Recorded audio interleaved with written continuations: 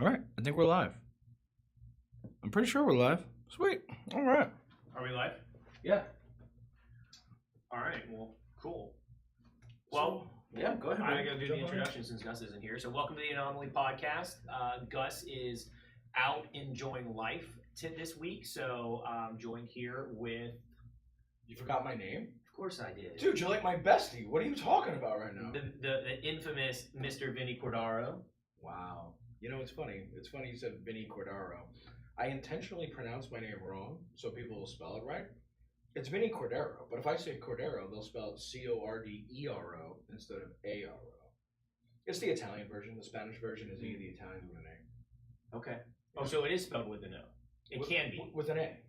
Well, I know it's spelled with an A, but you said that a lot of people, when you say it. When I say Cordero, they put an E instead of an A. It's kind of like the Kelseys. Is it spelled? Can it be spelled that way? You said, is that like? Yeah. So if I was of Spanish descent, which I'm about like 3-4%, something like that. Yeah. Spanish. But if I was completely of Spanish descent, it's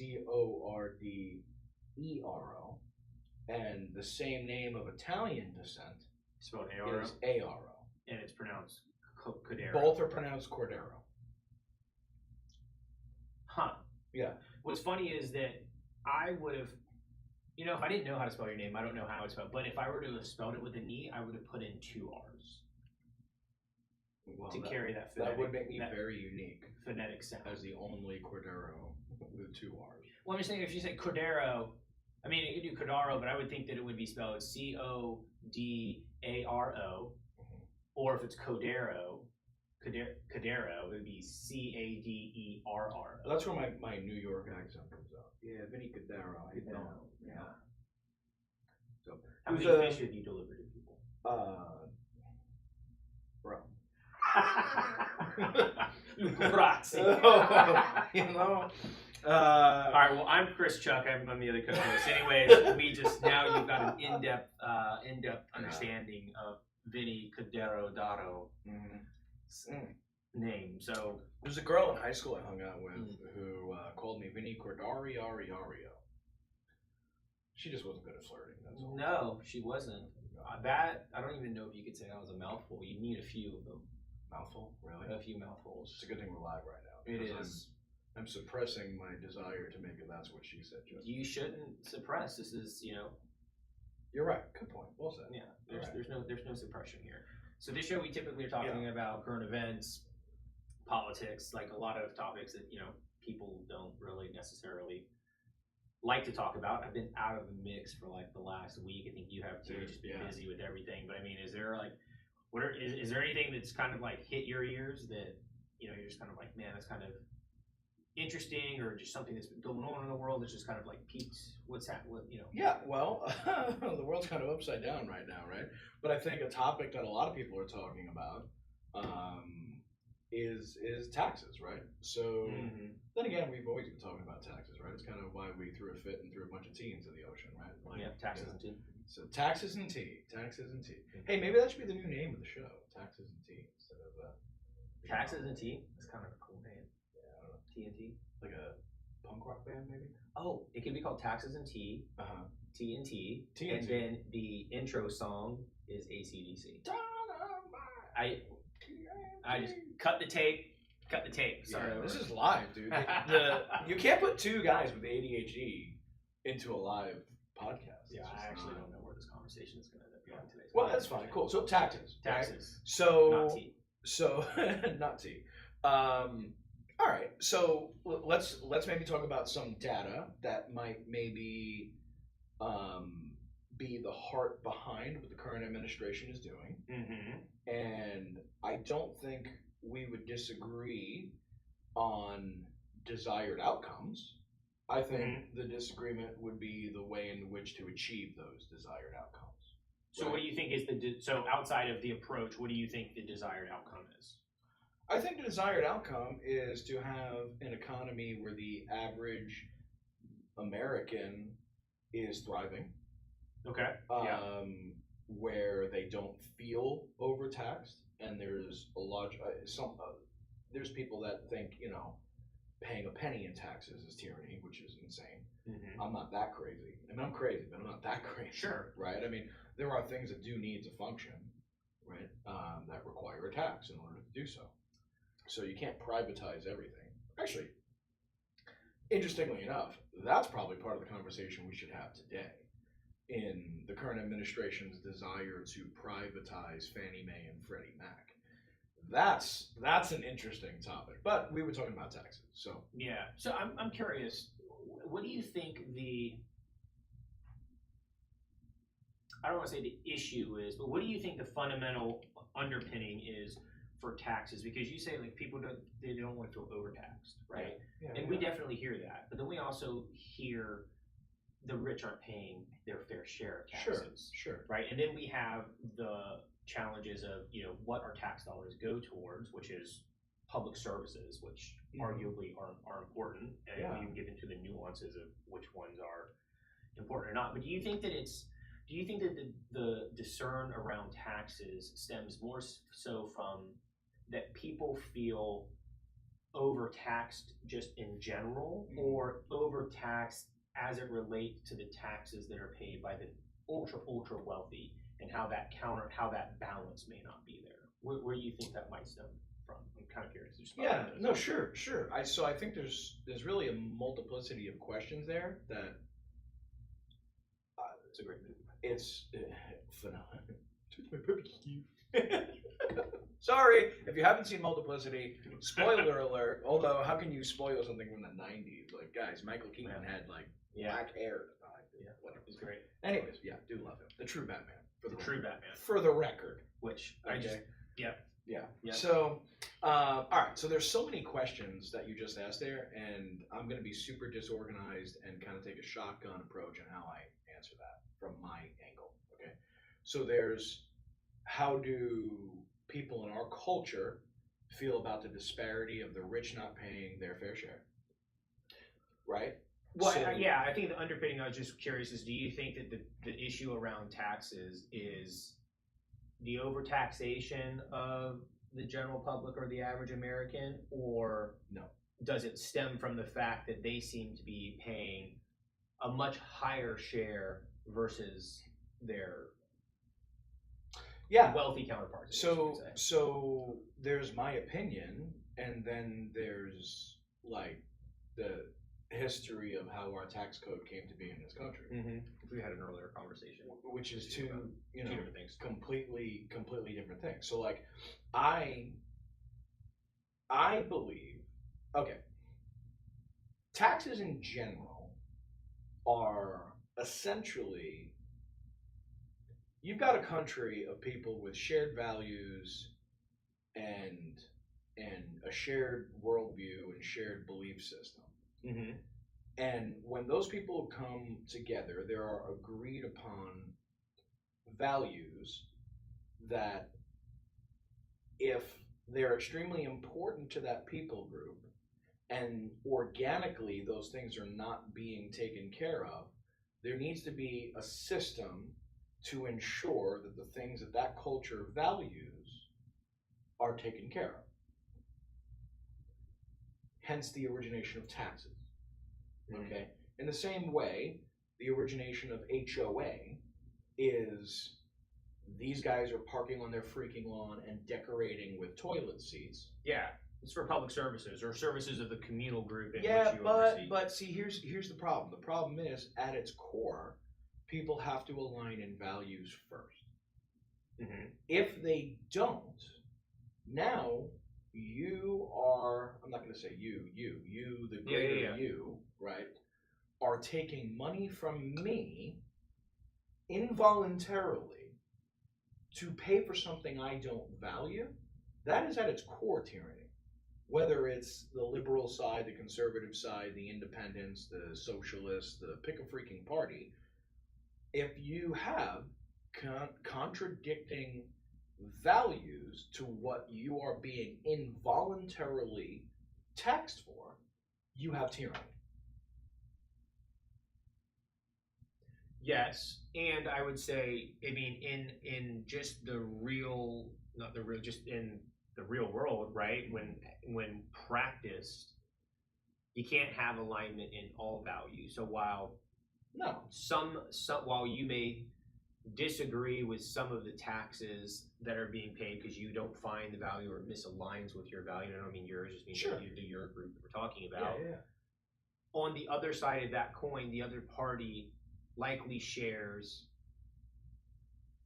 doesn't share values that you share that they're being taxed for. So Correct. it's kind of like yes, there's that fringe, right? So it's like, I think that what you're saying is that we just need to come to what is the core values, and some of those things may just be not shared by all, but the majority of stuff. So do you think that the majority of our public services that are being offered or paid for through taxes, do you believe there's a greater share of that's not that doesn't the majority doesn't share those values, or do you think that we just have so many, like it's just become this web of challenges? Yeah, so I think we as a country have much deeper issues than taxes. I think people's reaction to taxes and the way in which taxation happens in this nation would be the equivalent of the check engine light on the dash. The check engine light isn't the problem. The check engine light is telling you there's a problem with the engine. Okay. So I think as a nation, we have a problem with the engine that needs to be addressed. And I don't know fully what that answer is. I'll give you my 2 cents. As I've shared, I am a theonomist. I believe in our Constitution, our founding fathers' values. Okay. They had a worldview that said man is created in the imago Dei, right? So we have a ethical moral code built into us naturally from conception. However, because of sin entering into the world, and again, that's Judeo-Christian, not just Jew, right? So from that worldview, mankind naturally is going to bend towards selfishness, to justifying wickedness, that absolute power would corrupt absolutely. It's the reason why we got away from kings. But it's also the reason that America was not built as a true democracy, but as a constitutional republic based on Judeo-Christian ethics. Okay, so the founding fathers, when they were having these conversations at the Constitutional Convention, you can check the minutes. They're at the Library of Congress. One of the things that they had talked about was taxation.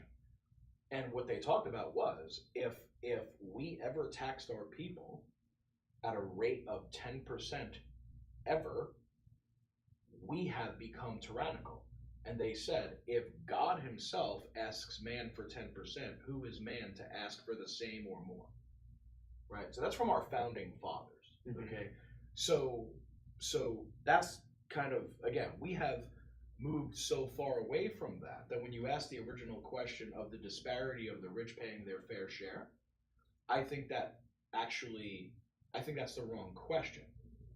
I think everybody's fair share is not necessarily based on what it would cost to live, what this code allows, that code allows. I mean, if you want to get down to the nitty gritty, I don't think there should be write-offs for anything. And I don't think your income should determine the tax that you pay. Quite frankly, I think there should be a flat, very low tax across the board so that you are encouraged to be entrepreneurial, to make more money. Because if I pay 10% if I'm making $50,000 and I make 10% if I'm making $1 million, I'm paying a lot more taxes making $1 million, but I don't care because I get to keep $900,000 on it, right? So when you are incentivized to serve people better, that will make you wealthier, and you are not punished because you entered another bracket of income. That's not only way more fair, but when we have a society like that, we thrive. In fact, prior to us even having income tax as a country, we were run 100% by tariffs, which I think is ultimately the current administration's goal, is to remove income tax. And it sounds wonderful, but here's the problem. At that point in time, we didn't have 1,000 different departments we didn't have the government involved in as many things as it's involved in today. Mm-hmm. And I'm pretty sure a lot of people would make the argument that the things the government is involved in today is necessary. And I think where the disconnect is I would say privatization is probably a better idea for most of those things, because it just tends to be more efficient. I mean, for example, and I don't want to ADD too much on you, so if you want to respond, feel free to respond. Okay, so Social Security, right? Okay.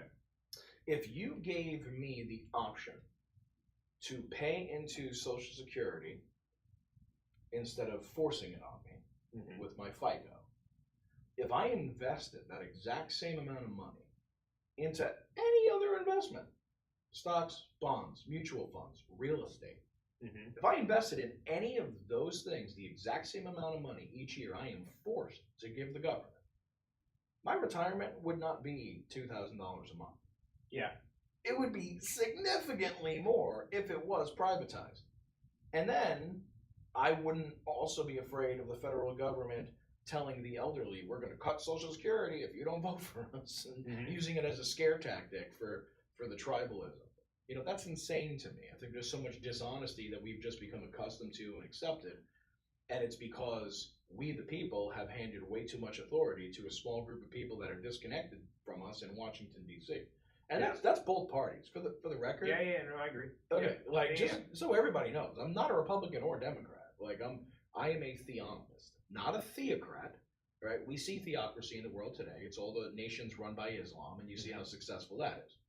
Successful. Yeah, very successful. Okay, so nothing against my Muslim friends and brothers, but nations run by Muslims tend to not thrive, you know, which is why it's just laughable when I hear LGBTQ for Palestine.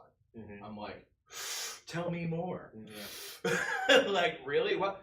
Go to Palestine. Go on your missions trip, right? Go help the people in Palestine, and let me know how that works out for you when you tell them you're part of the LGBTQ community. It's in Judeo-Christian founded nations that the LGBTQ community thrives and is safe. It's even though as a Christian, fundamentally, right, we would disagree on that lifestyle. But, like, dude, do you know how many of my friends are in that community and no, I disagree, but no, I would take a bullet for them? Now you go to an Islamic-run theocracy, and the halftime show of their sports events is the beheading and throwing off roofs of people in that community. Very, very different. You know what I'm saying? So, where was I going with that? Yeah, I totally ADHD'd on you. I know what I was saying was I'm not a theocrat. Basically, is that we have examples of theocracy in the world today, and they're garbage. No freedom. Yeah. So as far as taxes go, like, again, taxes reveal that we as a nation are no longer aligned on the same values. We're not. We are divided as a nation, and it's terrifying. Because of taxes? No, taxes just share part of it. Oh, on how we view taxes is what you're saying. What I'm saying is taxes are the check engine light. All the controversial subjects in the news right now are the check engine lights revealing that the core issue of our nation is we no longer align on values as a people group. Oh, I see what you're saying. Seriously. Yeah, no, I hear it. Yeah. Like, you know, there was a time where both of the major political parties agreed on the goal, disagreed on how to get there. Well, now there's just two very, very different directions. Yes. Of the country. Correct. You've got the crazies on the right. Yes. You got the crazies on the left. Totally. And you got the people in the middle who, in my opinion, don't have a backbone or a sack to no nuts to do what they like. Well, Rand Paul is actually he's been talking. He's been doing a little bit of pushback. I just have seen him in social media because that's where all the truth and the news and stuff is. Yeah, totally. But he's been pushing back, particularly about this big beautiful bill. I asked you about taxes on that because we kind of talked about this on a couple of episodes ago, And my thoughts are, is like everybody wants like lower taxes, right? And that's part of what this big beautiful bill package is. It's like, you know, there's now no more taxes on tips. There's supposedly going to be like no taxes on income, people that make below a certain amount of income. And then I mean, there's also like cuts to like indirect cuts to like Medicaid and Medicare programs or impact them. But I'm specifically interested in what your thoughts are. It's like I think everybody would love, you know, lower taxes or no taxes. And how do you see the policies around reducing taxes while also increasing deficit? Or let's just assume that there is no increased deficit. Let's just assume we got what, $37 trillion, right, on our balance sheet. It's absolutely terrible, and we can't save our way out of that problem. We can't refinance our way out of that problem. It's a top line problem, right? In order to get back to like ground zero. And I hear what you're saying with like, you know, low taxes, flat rate tax, you know, try and this is the difficult part, which would be trying to identify the core values. But like, how do we reconcile policies of lowering taxes when we have such an outstanding debt load on the country? And if it's a top line problem, how does lowering taxes, at least in this current environment, how does that positively impact our country as a whole? It might impact individual households, but those individual households, if they're not paying back into the system, right, through taxes in order for us, you know, hopefully to allocate efficiently money to pay down the debt, if we're reducing that top line revenue, how do we get ourselves out of the hole that we've dug over the last 20 years? Can I ask you something? Sure. So, without getting too much into either of our personal finances, assuming you were $37,000 in debt, okay, and you had an income of $10,000 a year, and I told you next year your income is going to be $7,500 instead of 10. Okay. What would you do? What would I do? Yeah, honestly, what would you do in that situation? I mean, I would relook at my expenses to see if I could cut anything, right? I would look at the potential of refinancing debt so that I could put more dollars towards principal. All right. As a possibility. Let's say your credit is shot, so you can't do that one. I mean, my debt would probably just go on the back burner. I would service the debt to the way that I could if I couldn't service my expenses and, you know, cost of living and things like that. What else would you do? Well, I mean, I'd probably try and find another job too. Alternative income sources? Yeah. Okay. What else would you do?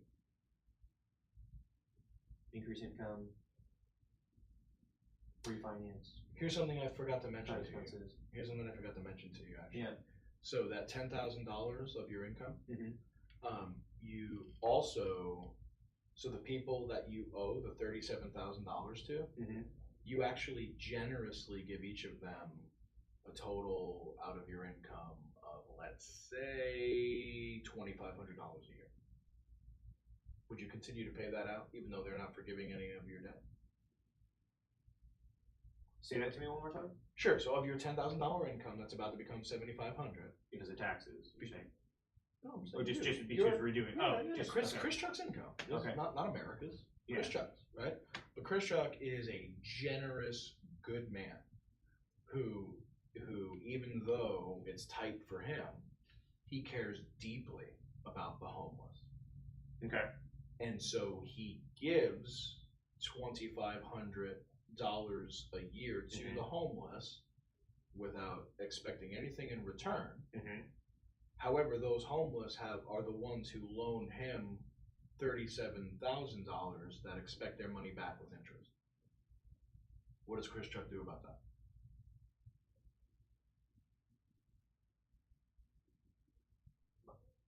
Ask them why they're homeless.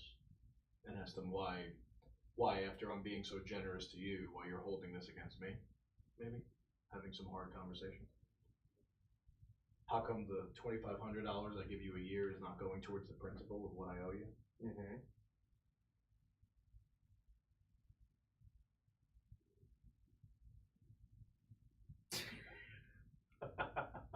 I guess what I'm saying is my question is, I feel like we need clarity on that too, right? Sure. So then it would just be like, and this is just around. So then it would be like, okay, well, where's that $2,500 going? Like in that scenario, great question. I can answer some of that. In that particular scenario, right? The homeless, like like under that basic premise, I'm saying it's not going anywhere beneficial. But can I tell you why? Sure, yeah. So part of the evidence of what we're dealing with right now, no matter what side of the aisle somebody is on, and if we could remove the political banter between the extreme left and the extreme right, and we could turn off the news channels and just look at raw data, what we're discovering is a good portion of the $2,500 that you're giving is actually being laundered through those people and coming back into the pockets of corrupt politicians on both sides, which is the reason why what we owe them isn't dropping, because they're not actually keeping much. They're just keeping a little bit of a laundering fee, which leads to a whole other issue of how much of your hard-earned tax money is actually just going to corrupt politicians on both sides of the aisle who think because they are who they are, there will be no accountability. And so far, they've been right. Well, yeah, I would agree with that. I think there's definitely corrupt politicians, and our money is not going where it's all smoke and mirrors. Yes, with what they talk about. But then I would say the very core, which is probably that scenario, is one of the reasons why I think that you can't get anything passed for taxing the rich more. Correct. Yeah. But if you could tax the rich more, I think you'd see a drastic change in that, because that would take a lot of that would require them, the corrupt politicians who are taking that in and showing that as their income and all of this stuff, that would create an issue for them. So you think we should tax the rich more? I think that my position in paying taxes is I don't mind paying taxes so long as I know what I'm paying taxes for, and I think that I can't think that everybody. I think that there's some just diehard, I don't want to be taxed. My money is my money. That's the extreme. That's the extreme. I don't think you can't have a civilized modern society without taxes. Totally agree. I was talking with Gus the other week, and I made a proposal. I think that the challenge is nobody ever talks about. Right, in our business we use a 135, right? Yeah. I mean, you do. I'm disorganized. Yeah. I've written it down.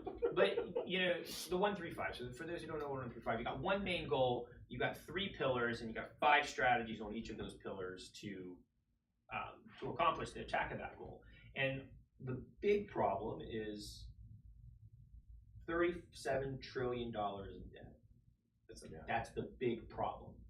Well. Outside of all the other cultural, we can get into I could argue that that's the big problem because that debt has been accumulated because of all of the other things that we were just talking about. It's just added to it. So that's the ticker. Yeah. Right? Yeah. And it's like, nobody talks about, hey, we got $37 trillion in debt, right? We have, what was it? I think it was $4 trillion a year just to break even. Sorry, a phone call was just coming in, so I just want to make sure it didn't impact the stream. Can you just see if it's still good? Mike, how do I know if it's still playing? Oh, it says stop streaming. So hi, everybody, just saw close up with my face. So it's still going. Yeah, it looks like it's still going. Sorry about that. So 37 trillion is the 37 trillion is the big number. Yeah. Right. Everybody wants to talk. We're just talking about taxes right now. Nobody wants to pay taxes, and so I'm of the position we can't be talking about us paying less taxes when we've got $37 trillion on our balance sheet. Whether it was us directly, whether it was our grandparents, parents, or whoever it was, it unfortunately is our burden, right? Because we live within the country, right? If something happens to the country, we default on that, we can't pay it, our whole economy will come crashing down. So I would argue. Really? I think so. You don't think so? The whole entire world is pinned on our dollar. That's true. That is that is our value to the global world. I think we bring a lot more value than that to the global world. But what I would also say is our dollar is no longer backed by precious metals. It's a fiat. Right. So it's worth like a tenth of the value. I think it's less than that now.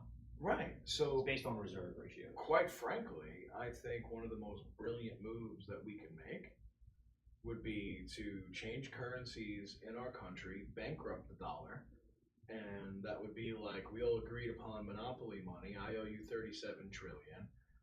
Plus, I've been giving you free money and intervening and helping you out. And rather than you saying, hey, in exchange for that, we'll let some of your debts go, it's been just an expectation of more and more and more. We pay most of NATO. We pay most of the UN. Well, we did before the current administration, right? We have been the most generous people, even though we're most in debt, right? So quite frankly, bankrupting the dollar and its fiat, not backed by precious metals, would have little consequences if the American people had agreed upon a different, perhaps digital currency that might make more sense. Now, I'm not a crypto fan. That's not what I'm saying. I actually believe in the right to privacy, and I actually prefer cash. Okay, but I don't know. Like I guess what I'm saying is, we tend to have a very in the box perspective on economics, and although there's a lot of things I don't like about our current president, I love that he's willing to get outside of the box and throw a middle finger to the political way of doing things. That part I respect. Is he a crazy person in a lot of ways? Yes. Is he arrogant? Totally. Like I said, I'm a conservative, not a Republican. Okay? But I do like that he's a businessman and understands how to get outside of the box and use leverage. For example, the tariffs. I don't know, historically, any other American president that has ever used tariffs as leverage to bring someone to the table to negotiate debt and potentially keep peace when tensions were rising otherwise. That's kind of a bolder move, right? Like, risky move. We saw what the markets did for a little bit when he first started doing that because it was unprecedented. Market recovered pretty well, right? So I don't know. And what I'm telling you is I am not an economist, right? I've read Thomas Sowell. I have views that are based on values more than practices, right?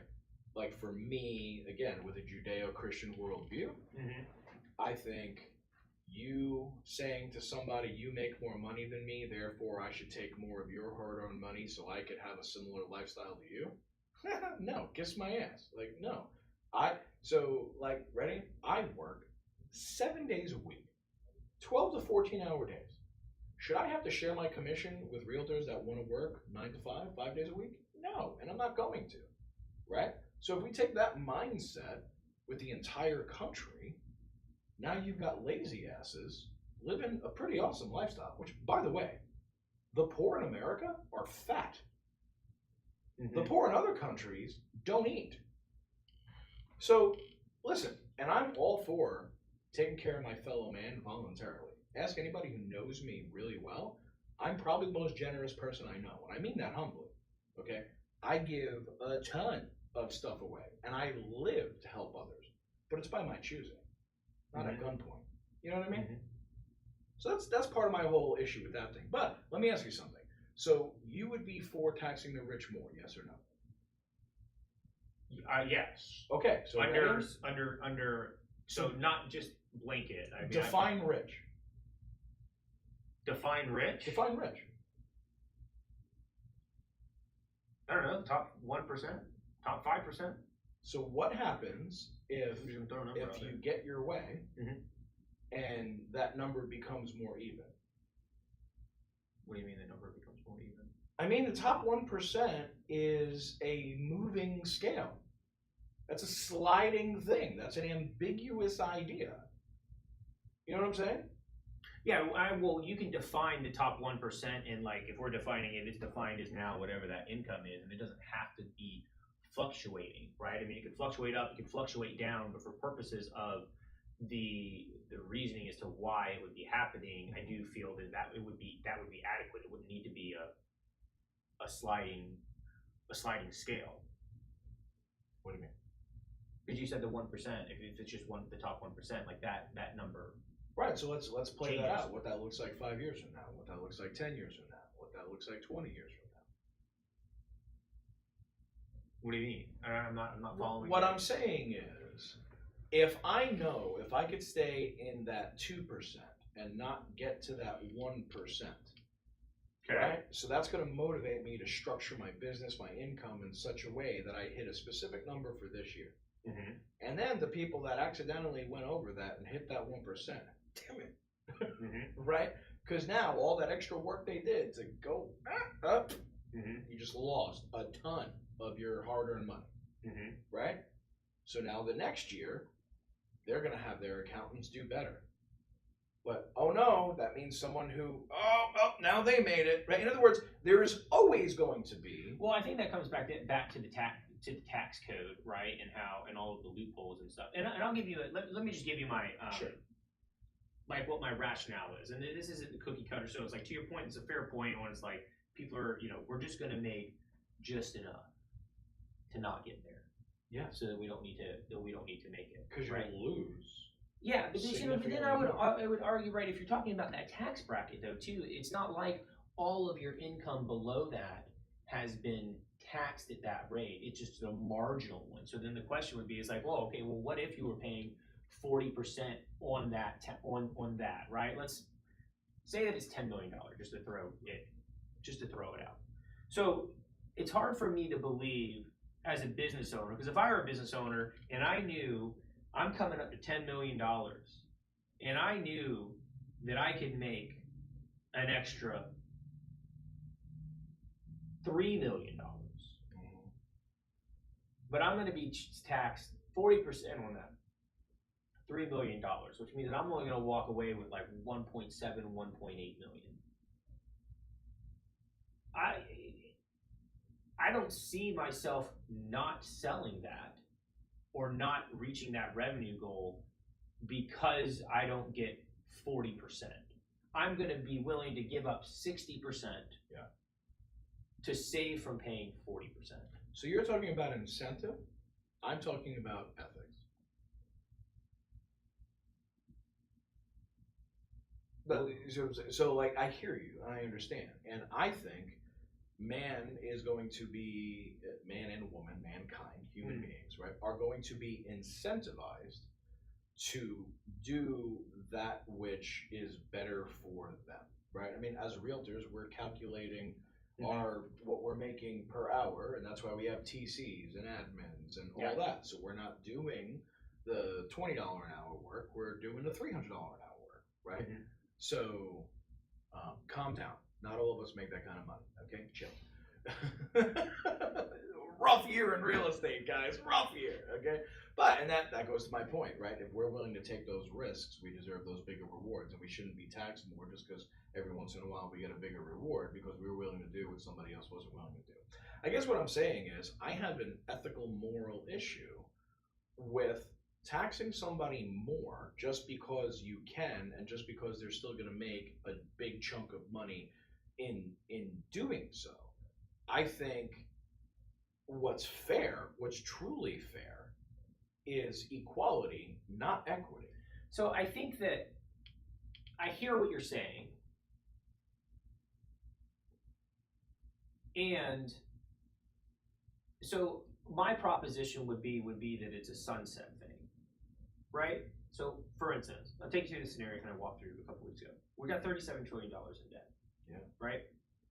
I think, I have to double check, but I think we have to make $4 trillion a year just to service our debt and do everything to where we're not adding to that, right? $4 trillion. Okay. So if we were able to pay just $1 trillion off a year towards our debt, it would take us 37 years to clear that debt, right? Correct. So my thoughts are, it's like, all right, well, I think we agreed that it's a top line problem in income coming in order to solve the debt problem. That's part of it. I think there's bottom line issues too. But the bottom line issues are what add to it. I'm talking about if we took care of the bottom line issues, let's just assume that forever here and fore out, we're not adding anything else to the debt.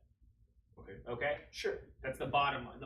That's representative of the bottom line issues. All of the stuff that happens between the top line and the bottom line, right? Because that's everything that falls to the bottom line. But if we're not adding anything else to the debt, how are we going to pay $37 trillion? We still have to, in order to service stuff, just to break even, it's $4 trillion. Which means if we bring in $5 trillion, however we bring in $5 trillion, it's still going to take us 37 years to clear that debt. At the current schedule, correct. So what I think, and I could be wrong about this, just being fully transparent, I believe with the business mindset that the current administration has, part of the conversation is a renegotiation, and I believe tariffs are part of that tool. If, in going back to Chris Chugg's personal finances, right, you call, yeah, please, absolutely. That's why they're there. See, I'm generous. Just a minute. I know, I'm an idiot. So, sorry, I grabbed it out of the many side. No, that's fine. Oh, that is because you were generous. Come on, my dude. So if Chris Chuck is having an income decrease and is looking for alternative ways to increase his income, alternative forms of income, because at the current time you're unable to sustain with that, you're going to do a couple of things. First thing you're going to do is you're going to call your creditors. You're going to say, listen, I'm trying to figure out alternative ways to boost my income. In the interim, I have a list of priorities. The first is my home, my national security, right? Taking care of my family, my people. I don't have the money to be super generous right now, so I do need to cut off my generosity. I enjoyed helping people, but I have to pause on that for a little bit because I got my own stuff to deal with right now and my family comes first. Okay. Second thing is I'm going to call the creditors and I'm going to say, listen, guys, here's the deal. I am not in the position to continue paying you at the current rate, the current situation. So one of two things are going to happen here. Either one, I'm going to stop paying you and you can report me to whoever the hell you want, but good luck ever seeing a penny of that money. Just being honest with you. I'd love to be able to pay you, but, and it's doing it again. I'm pretty sure this is interrupting the stream every time this rings, even though I put it on Do Not Disturb, which is crazy. So, sorry. Okay. So, you call your creditors and you say, listen, it is my desire to pay you, but it is not possible for me to pay you at the current rate in the current circumstances. So, current rate being the interest rate? Current interest rate, current minimum payments, current debt service coverage ratio. Okay, right? Throw a little real estate in there, right? So, okay, so not possible. Okay. Option one is you can tell me you're not going to work with me, and good luck ever getting your money, because I'm just not going to pay you that. But because I have integrity and I want to do the right thing, I'm letting you know my financial situation. I'm letting you know what we're trying to achieve. And so therefore, we need to renegotiate the amount I can give you. So if I have to do $4 trillion to cover the bare minimum, and that is not knocking off any principal, but that's just interest, we need to renegotiate that, okay? Because I can't give you the $4 trillion. What I can give you right now is $2 trillion. However, $1 trillion of that will go towards interest, $1 trillion of that will go towards principal. That is what I am offering you. Take it or leave it. The alternative to what I'm offering is I'm going to just stop paying you, and you can show up on my borders, and we both know I'm stronger than you. Yeah, and under that circumstance, they could just tank our economy through the dollar. If you're proposing that the U.S. strongholds in potentially not paying a debt to creditors. No, well, correct. Saying that these are the ways in which we can afford to pay it now. So we're trying in good faith to do this and renegotiate this. Okay. Hey guys, my apologies for my country. Our previous administrations for the last, 75 freaking years didn't know what the hell they were doing. But there's a new boss in town. And I'm letting you know it is our goal to maintain peace, to properly service this debt, but this is what we're able to do right now. If that's not good enough for you, alternatively, I'm not just going to give you money if you're not going to accept these terms. I'm going to stop paying you. That's the conversation you would have with a creditor. And what would they do? They would go after your credit score. What they're not going to, come hold you harm. Like that's not how that works, right? Yeah, but then if they come after your credit score, then that would impact you and your family economically. No, it wouldn't. Why wouldn't it impact your family economically?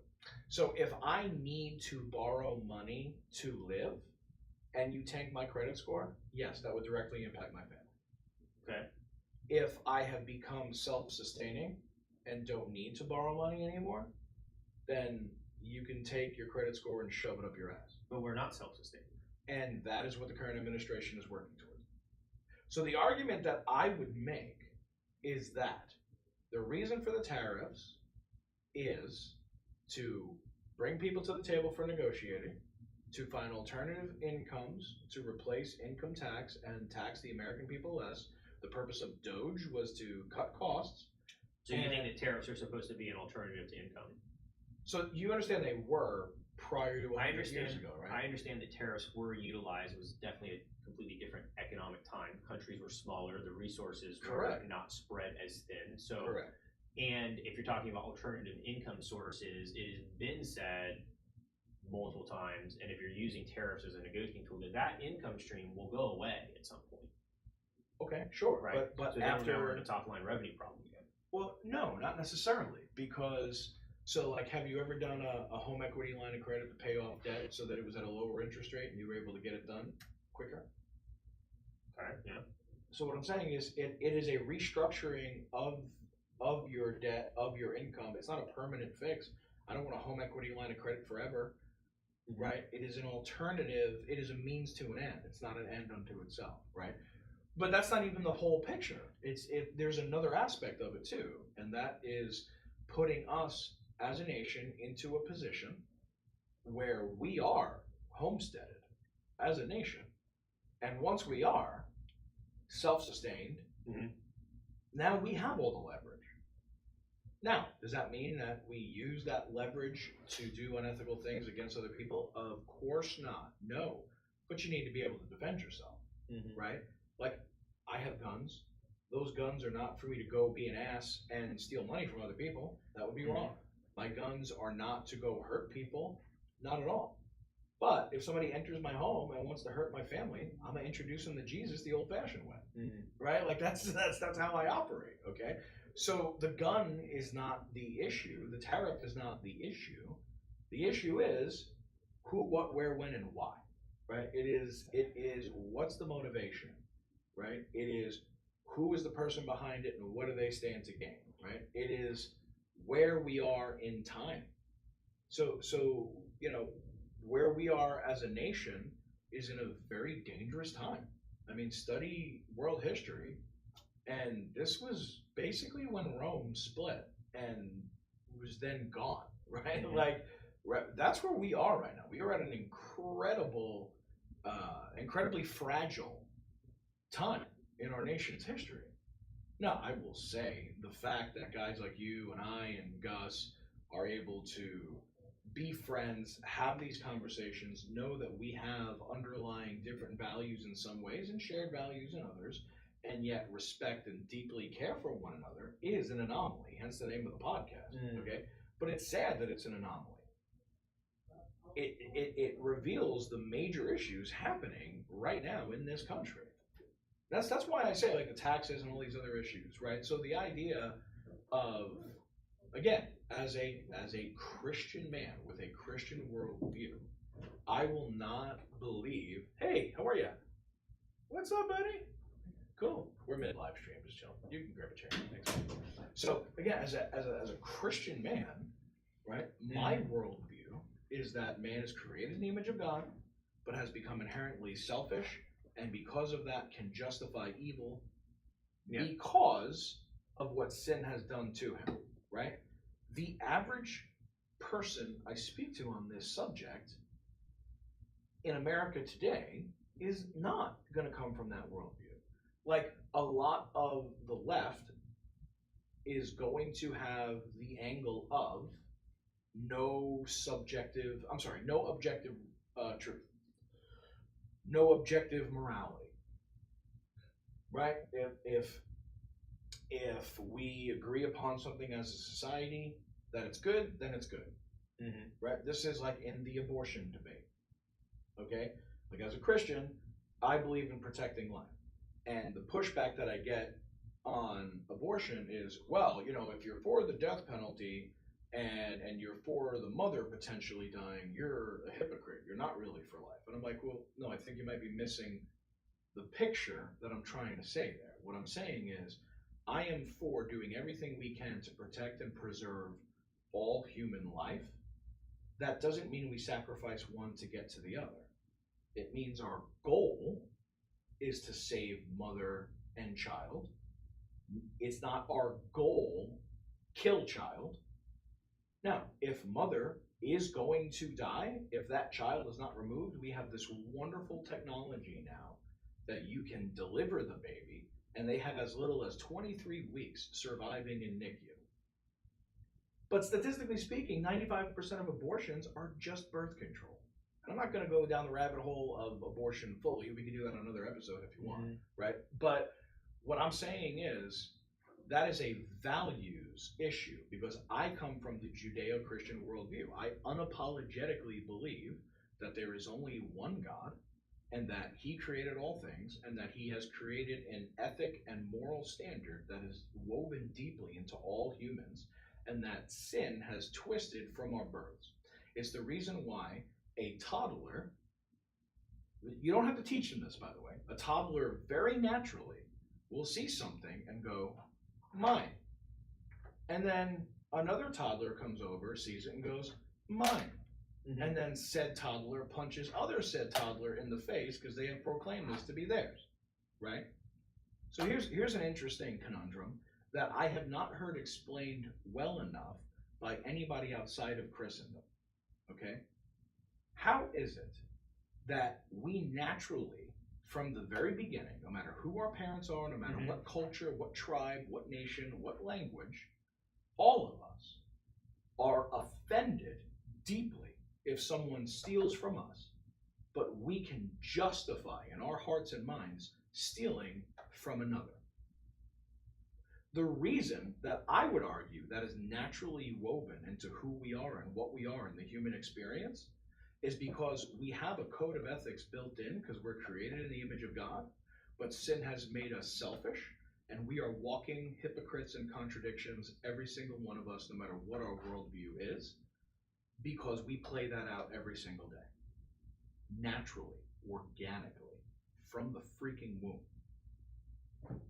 So this is not me trying to convert you to Christianity. What this is me saying is, you're welcome. What I'm saying is, I am not going to compromise my values and what I'm willing for my money to go towards. Like, there is nothing more disgusting to me than government funding Planned Parenthood. Nothing more disgusting than that. Listen, if we want to go to where, if someone on the left side of the aisle feels that killing your own fetus is a right, and we can debate that all we want, to go to the next level of the government is going to fund that, I'm like, oh, hell no. Like, to me, that's worth revolution. Yeah, see, I know, I'm extreme, right? So extreme. So extreme. But what I'm saying is, like, so when it talks, but you got to understand the core values of where I'm coming from, right? So if you follow logically how I lay that out, if you were in my shoes, wouldn't you feel the same? Right? Yeah, there's this feeling that you're supporting something that is not aligned with. I am involuntarily you don't have the option. Being robbed to fund the murder of innocent babies. That's disgusting to me. Likewise, let me give that another angle for someone, and I know you and I, like, you are not an extreme left, not even freaking close. So, no, I know. So let me say something that, which would not match you, but would match someone who's extreme left. Okay? Mm-hmm. Imagine someone on the extreme left was being taxed by the federal government, Mm-hmm. and that money was going towards shock therapy to turn homosexuals into heterosexuals. Mm-hmm. And they were being forced to pay taxes on that.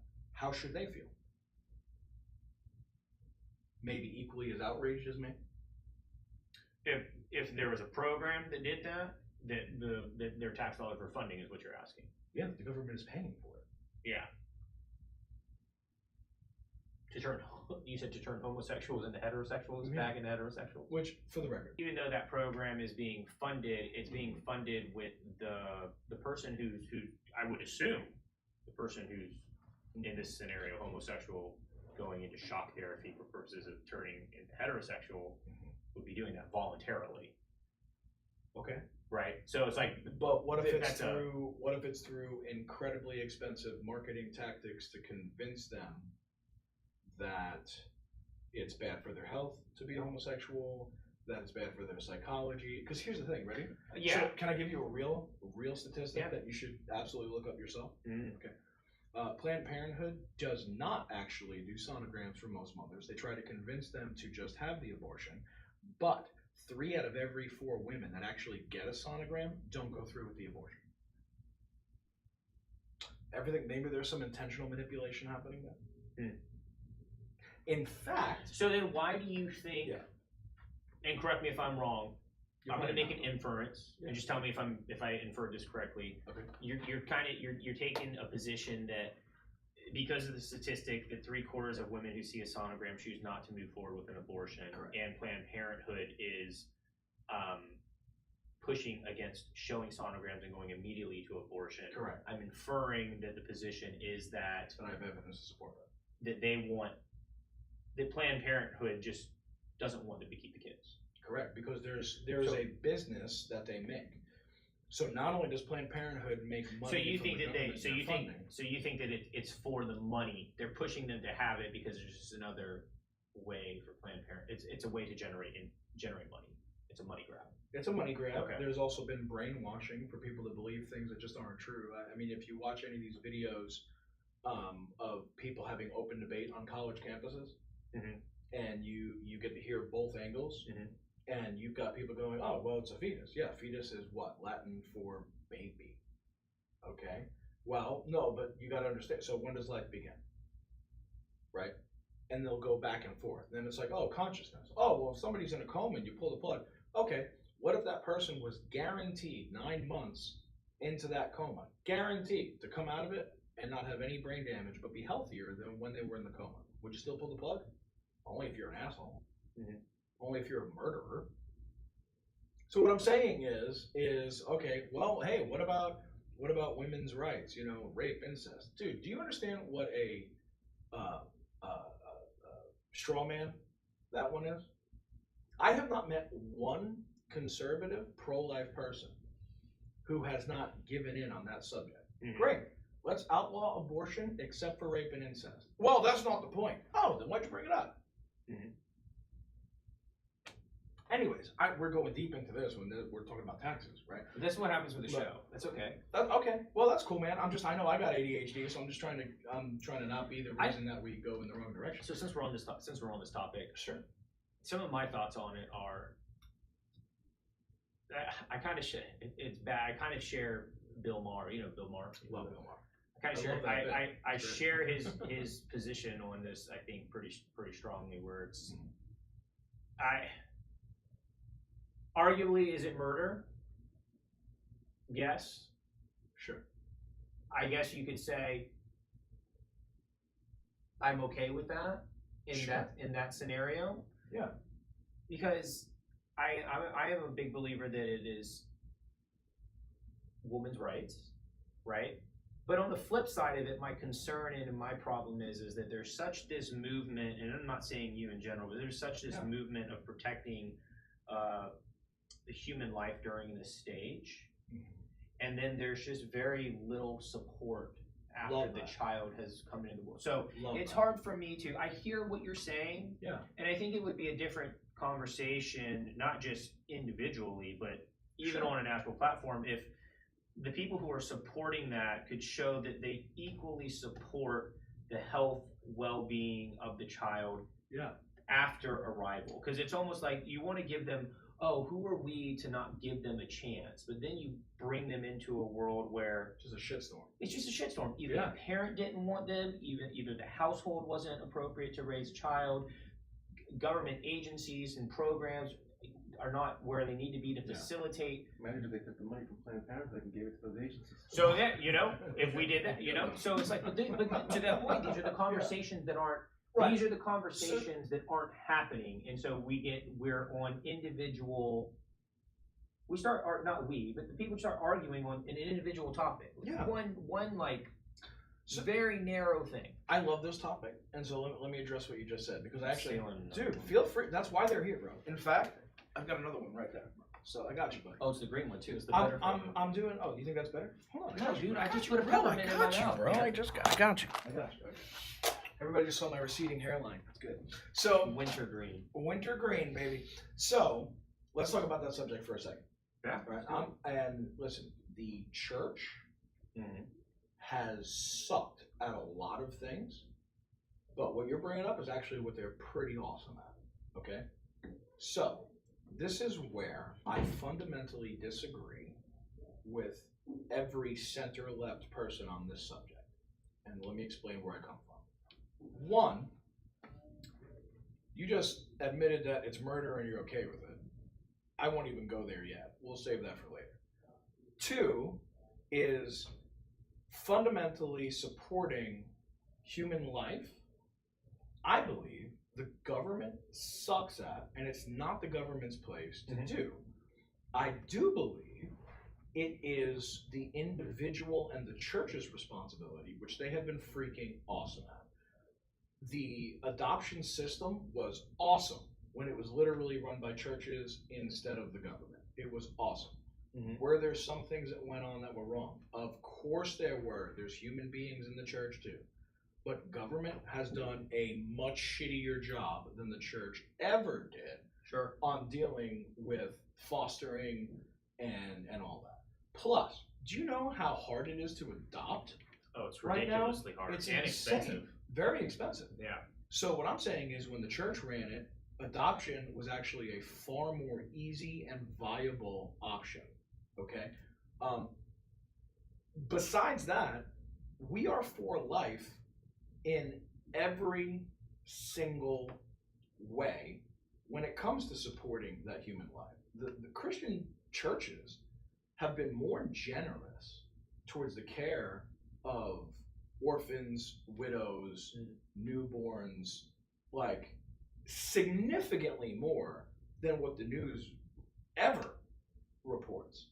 And quite frankly, the biggest enemy is actually the non-religious pro-life movement, because they use the money from donations from the pro-life people, but they never solve the actual problem, because then they'll stop making all the money on that problem.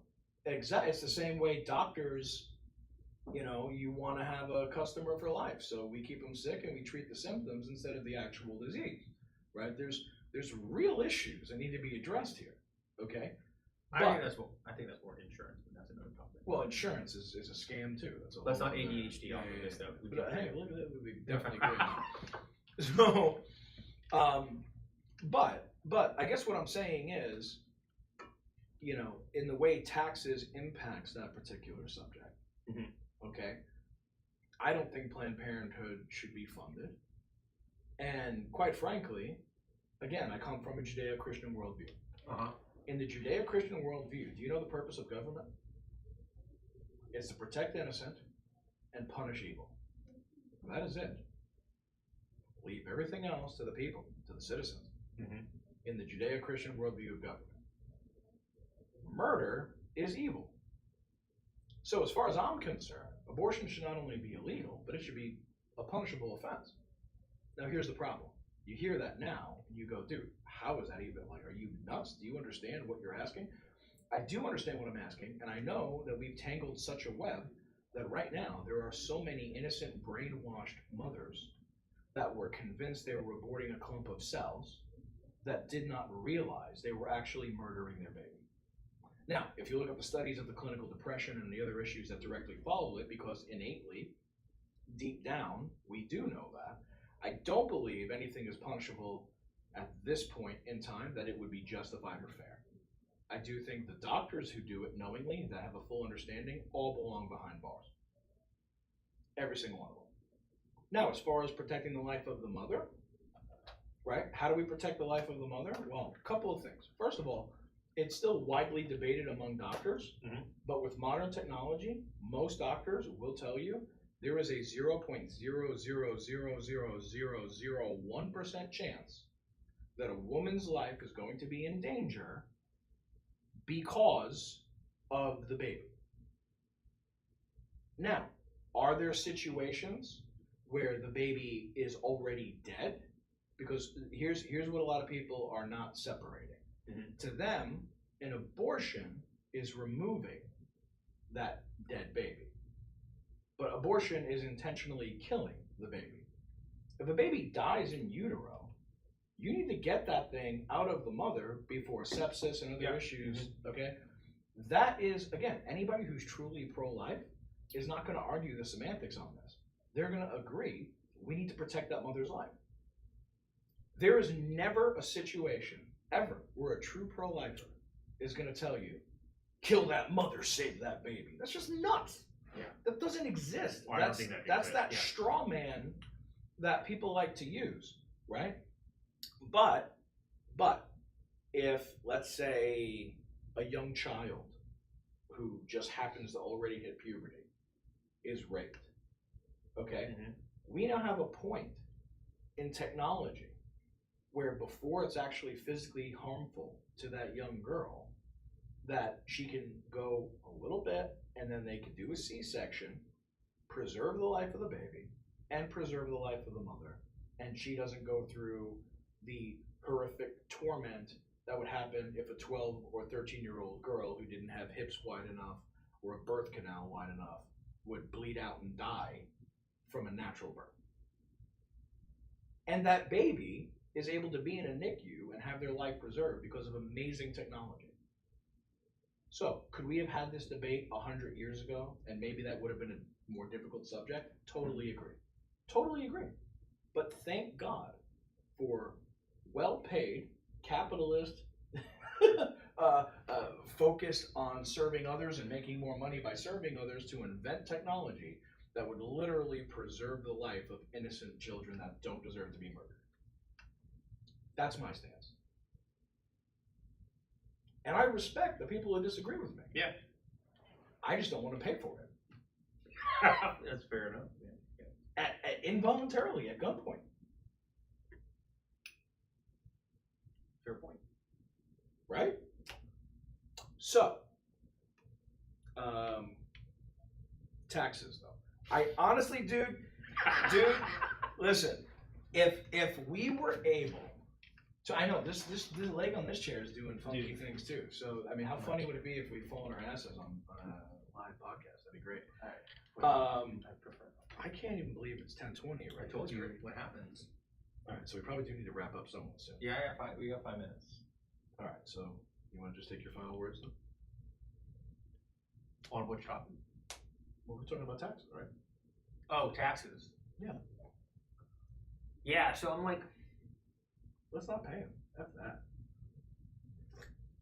I'm joking. It's such a sticky. it's such a sticky. It's such a sticky thing, right? Because there's so much stuff in between the top line and the bottom line that needs to get hashed out, but is creating the challenges of the deficit and our annual budget and stuff like that. Like, I think that, to your point, when going back to like the abortion thing, right? If we were having that conversation like 100 years ago, it'd be a different conversation. Yeah. And I would extrapolate that and bring that back to today, where it's like, we're talking about, right now we're talking about fairness, or we're talking about what we should or shouldn't do. And I think that it just overlooks the present day problem that I think is just impactful to all Americans. So it's like one of the things, and this is probably not a solution, but off the top of my head, I thought what I was like, it would be great if somebody would talk about the overall problems. Like, hey man, we got a politician who said, look, we've got $37 trillion in debt. If we pay $1 trillion off of that a year, it's going to take us 37 years to pay that off. That's assuming that we don't add anything else to the debt. And currently we need to bring in $4 trillion a year just to cover what we're doing. So we really need to bring in $5 trillion a year. And if we could come to some type of agreement where it's like, hey, the top, like, I think one year, I don't know, I think it was Amazon. I think Amazon paid like an effective tax rate of like 0.6% or something like that. Yeah, but you understand why, right? Something stupid. But you understand why. Why? Okay. So just make sure I have clarity. Sure. So I am not suggesting that I am for and in favor of what I'm about to say. Mm-hmm. But the reason why, like especially in our industry, in real estate, there are incredible tax benefits when you invest in real estate. Yeah. So they got a lot of like the not write-offs. What is that called when you get tax benefits for bringing Incentives. Yeah, but I feel like there's another. I feel like Sure. there's a specific word for But that. But yes, I so understand what you're saying. the issue is when the government wants the private sector to do something that will benefit the government by bringing in more tax revenue from others, they work out a deal, kind of like stuff that we see in the private sector. Can I be a little controversial? It's the Anomaly Podcast. About real estate? Yeah, sure. Great. There's a large team that's affiliated with our brokerage that doesn't have the same splits as us. Oh, yeah. Because they negotiated something, because they bring something to the table that uniquely benefits the brokerage. At least that's the way that it was presented. Correct? Yeah. Mm-hmm. It happens in the private sector too. Mm-hmm. So again, I'm not saying I am for that, but what I'm saying is there's a logical coherency to why that happens. So now, if you take a company as large as Amazon and say you're going to pay the same tax as everybody else, are they going to continue? Oh wait, didn't that New York City? I think they were about to do something there, and then the representatives there said this to Amazon, and did they still build there and bring a bunch of jobs, or did they decide to go where they were treated better? So what I'm saying is human nature is part of the equation that we can't ignore. Right? We cannot ignore the fact that people are innately selfish. Yeah. And are going to go in the direction where they benefit the most. Now, is there something wrong with that? To a degree, absolutely. But it's the cards that we've been given. It's what we're dealing with. Which is why we have the checks and balances in our founding fathers' form of government. Which is why we go, listen, the Judeo-Christian ethic, we believe, is the one that will create the most human thriving. By the way, it did. It did. The Judeo-Christian ethic formed the West. And the West is the most rich, blessed, thriving ever. And unfortunately, it's become so good that we have a generation of people that don't understand what it took to get here, and they want to deconstruct it. And it's putting us in a very difficult situation. Like, think about this, ready? The fact that we even have a debate on guns in this country is remarkable. Up until 100 years ago, you were in danger at all times, everywhere you went. The idea of where a man sits at dinner with his girlfriend or wife or whoever, feminine boyfriend, right? The male version of the relationship is the one who sits in a place where they have an eye on the door. The direction in which your bed goes, all of the layouts of how things worked were designed for men to rise up and protect the women in their lives. Historically. Because violence was a part of the everyday experience. We have reached a point of such incredible wealth and amazing society through the Judeo-Christian ethic creating that opportunity where there's been room to have all the debate and conversation and all this stuff, right? Like we talked about in the beginning of this, right? LGBTQ for Palestine. No, like, good luck, right? So LGBTQ has been given the ability to thrive in this country because it was built on the Judeo-Christian ethic, which is one that says, I will respectfully disagree with you. I will tell you what I believe the consequences of your actions are, but ultimately I see you as my brother. We both come from the same origins, right? Christians aren't racist because we don't believe there's more than one race, right? We believe we're all from one. Right? I believe every man on this planet is my brother, and every woman on this planet is my sister, and I will fight for them to have the right to life, liberty, and the pursuit of happiness. Okay? Yeah, absolutely. I can't guarantee you happiness. Okay? But those are fundamental, self-evident truths when you have the Judeo-Christian worldview. If you come from the angle of survival of the fittest, and we've evolved from sludge, and good freaking luck, only the strong survive. What you've done is for the record, you have endorsed the Nazi worldview. Because the Nazi worldview is we need to extinguish the rest so we can help evolution progress even better. Which I know sounds hyperbolic, except it's not. And then we wonder what's wrong with our school system where we have contradictory views. In history, they're learning that our country was founded not by a bunch of psychos with guns, but by people who did the best they could to do things the right way through the courts, but eventually said God's law is higher than King George's. And then in the next class, when they go to science, they learn, well, there isn't a God, but you evolved from sludge over 65 million years. And then we wonder, what the hell's wrong with our kids? Which is it? Right? So what I'm saying is, when I talk about how taxes and abortion and all these other things are not the core issue. They're freaking check engine lights. The core issue is we are no longer a Judeo-Christian nation that shares the same values. We're not that nation anymore. We have changed as a nation, and we try to have a non-religious worldview as though there is some moral view outside of your religious belief, and that doesn't exist. If you are an atheist, if you follow the logical progression of your worldview of survival of the fittest and evolution, what it leads to ultimately is the strong should crush the weak's ass. Now, we're in a civilized society where we're kind to each other and we choose to be, but that contradicts the very core of doing that, right? If you have an Islamic worldview, very different one. I'm not going to go there because I don't want to get my head cut off. Okay, and again, we're not that popular. I have very good, peaceful Islamic friends that we love each other dearly. But if you go deep down into their scriptures and you look at the extreme, is actually just the one who's actually devout. There are tenets in there that are very dangerous.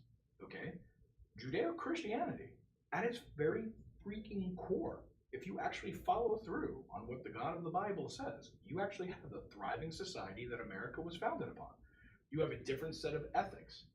And those ethics created the very foundation that has given everybody in our nation the ability to play and dabble and come up with postmodernism and all these other worldviews and still survive and not be murdered and bludgeoned and destroyed and raped.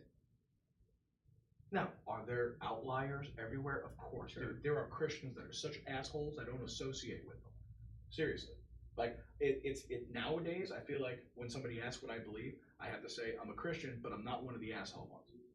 It's sad that I have to say that, okay?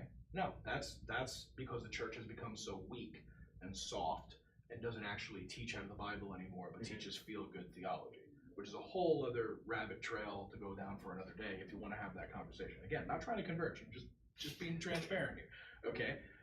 But what I'm saying is, even Bill Maher says not all religions are the same. Bill Maher pointed out those very things too, and Bill Maher is not a Christian apologist by any means. No. Okay? Farthest from Right, absolutely, yeah. So, but even he admits that. Like, there are, he recently did an interview with Charlie Kirk. It was a good interview. I watched it. Awesome, It was right? a really good interview. Really good. I felt both of them. Like, that was really, really, really good. but brought out some great points. You're good with Ben Shapiro too. Yeah, yes, yeah. So, and I'm glad more of that is happening because, quite frankly, I think we need that as a country, and I think it needs us to get back to our core. Because at the end of the day, were there Muslims and atheists in America during America's founding? Yes, but Sharia law was not an option. Mm-hmm. It was Judeo-Christian biblical truths were the foundation for our laws. The reason we have a right to be judged by our peers comes straight out of biblical theology. The idea that you were innocent until proven guilty comes straight out of the story of Abraham pleading for Sodom and Gomorrah. Like, there are fundamental core values that made us a nation. You didn't have to be a Christian, you didn't have to be Jewish, but you had to understand that the Judeo-Christian ethic was the one our laws were based upon, and human thriving happened. We are so far from that. So now you have the conservatives who are like, we have to get back to that, we have to get back to that. And then you have the progressives who are like, no, we've moved on from that. We figured out what's better and stronger. And it's creating conflict. And here's the problem, is any country that we've seen the progressives get their way has gone to shit pretty quickly. That's all I'm saying. Especially when they're super progressive, very far left. Correct, which is nowhere near where you are. They would be down the street at Home Depot. I couldn't hear them. Right? That's what I'm saying, though. Yeah, right? There's some crazy stuff. Correct. And I think the reason why the orange man dominated so much in this election is because the far left went way too far. Well, the left in general was just running and riding on these issues that they made seem like were big issues, and they were big issues to a small cohort of people. Mm-hmm. They weren't the issues, right? And they just assumed, I even said this to my father. I was like, when they're running and they're like, Trump said that he was going to enter the race again. And I said this when he lost in 2020. I was like, he's going to come back. Oh, he's going to come back in 2024. And he didn't think so. He think he was going to be out of it. I was like, he's going to be back in 2024. And then when he came back and started running in 2024, and I saw what was happening, and I saw what the Democrats were doing, and I saw this to my father. I was like, they're getting comfortable. This is like Hillary and Donald Trump again. They think that they just got the cat in the bag, and that's going to be it. And then what happened? He took the entire fucking country. You want to know what I think? Every single one of them. It's crazy. You want to know what I think? Except for a handful. I think they knew that, and I think that's why they, without using actual democracy that they tout all the time, that's why they shoved Kamala in there, because they knew how she got into office. They knew she wasn't popular. They knew, dude, in the primaries when she was running, she was trash. She was one of the first to drop out. Okay. She had no support. They knew she wasn't popular. So they knew that Trump was coming back like a powerhouse on this one. And that's why they threw Kamala in, because they didn't want to waste Gavin Newsom. They didn't want Gavin to take the L. They wanted to save Gavin for this next election when Trump is done. And that's what it's going to be. It's going to be J.D. Vance against Gavin Newsom. Tell me I'm wrong. Mark down this date on the calendar. Come back to this video and tell me I'm wrong. Hey Siri. Dude, there you go. Exactly. So. No, that'll definitely be interesting. What's his name? I think Gavin will end up being primary, and then what's his name? I think Shapiro definitely. I think is going to make a run for it too. I don't think so. You don't think Shapiro will make a run for it? I don't think you should either. We're not talking about Ben Shapiro. What are you talking about? I'm talking about Shapiro, who's the governor of Pennsylvania, right? Yeah, governor of Pennsylvania. He was on the short list for. Sure. Should have been the V, in my opinion. I think he would have been a stronger VP pick than whatever the hell the guy's name was who they picked. It was just not a strong ticket, and it wasn't a great. But I would argue it was intentionally not a strong ticket because they knew it. They knew they were giving up. Yeah, you're not gonna put your all-star in the last minute of the game when If I'm getting my ass kicked, I'm benching my starters. Exactly. Lick our wounds, save the energy for another day. For sure. Good strategy. Hey, for once I agree with something the left did.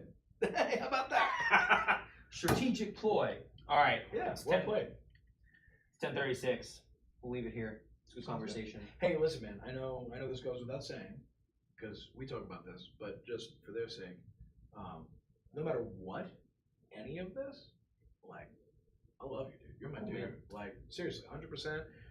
In fact, we started this because of the conversation we had in Vegas. Actually. Like, yeah. And we were there for like 2.5 hours in a buffet. It was great. We literally got thrown out of the buffet. Like, it was closing, and we were the only ones there. So You go out. You go now. Exactly. It wasn't that kind of a buffet, though. So, you know what they say. You're so big, like why you eat I'm just kidding.